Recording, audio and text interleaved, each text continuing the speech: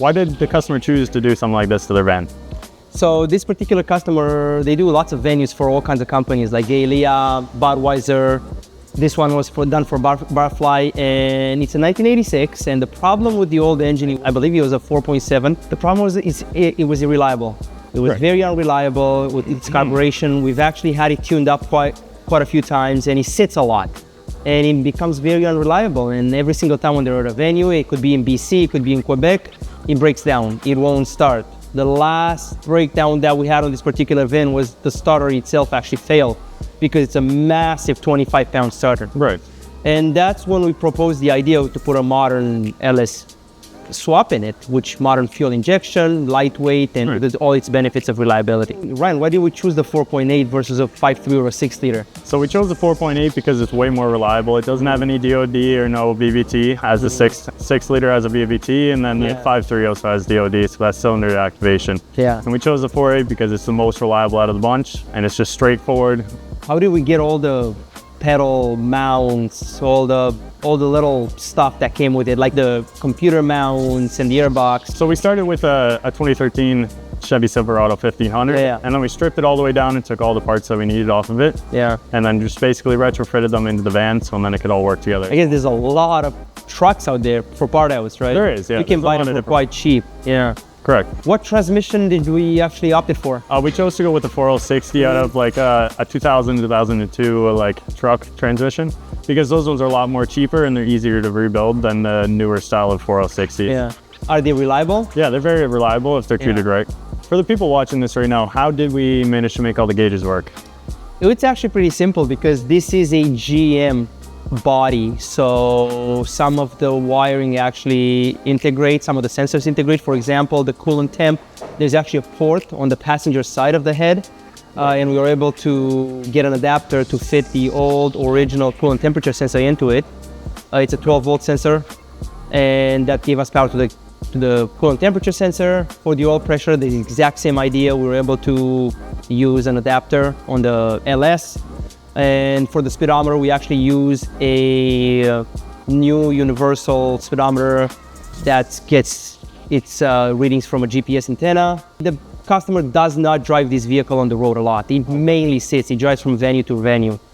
So how did we make all the wiring harness work? Did we have a company do that, or what was going on there? There's a company in the States that we collaborated with, and they built most of our harnesses, and we pretty much give them the spec, the transmission, the cluster, the engine, and then they built us a custom harness basic to integrate with all our systems, and then it's pretty much plug and play. Right. Cool. So hello, how are you? Okay, so Brad, how difficult was it to actually fit the LS and the 4L60 inside of the frame rails? It wasn't too bad. We took the factory engine mounts and we modified them a little, and we'd add some brackets and such onto it, but it fit pretty good. And took the transmission cross member and we bumped it forward a bit and just put in new they're riveted on, right? Yeah, so we took old rivets off and bumped it forward to fit and lined up pretty good. Was there a lot of fabrication to be done? There was a little bit, but not too much to be done. Just some tabs here and take a bolt out there. And when we tested the cab over the frame rail, did it actually clear pretty good? Yeah, we actually had more room now with the V8 than we did with the inline 6. Oh, that's cool. What did we have to do to the drive shaft to actually fit? So the drive shaft, we took the front section and we had to shorten it actually. Oh yeah. The engine sits further back than it did originally. Right. And besides shortening it, we got a 4L60E yoke and an adapter U-joint. Yeah. And we put the two together after we shortened it, of course, and fit beautifully. And you bolted right up? Bolted right in. Now, what do you do with the exhaust? How did you make that happen? Because I know that the heads were a lot closer to the frame rails than the previous engine because it was inline 6 versus V8. Yeah, so the factory ones did not fit at all. They ran into the frame rail. So what we did was we got some I would call maybe some universal shorty LS headers. And we bolted them up and they cleared great. Yeah. Yeah. And we fabricated the rest of the exhaust. Yeah, we had some like universal J and U bends, and we cut and chopped and fabricated a nice Y pipe, and and it looks beautiful. They can see that in the they can see that in the video. And what do we do with the hangers? That's pretty straightforward. Just some rubber hangers and some 3/8 smooth rod. And Yeah. bent up some real nice hangers, so it looks completely factory. And I believe the tailpipe comes right behind the driver's seat, correct? Yes, it does. Right in front of the rear wheel? Yeah, It yeah. actually, and what do we use for a muffler or resonator?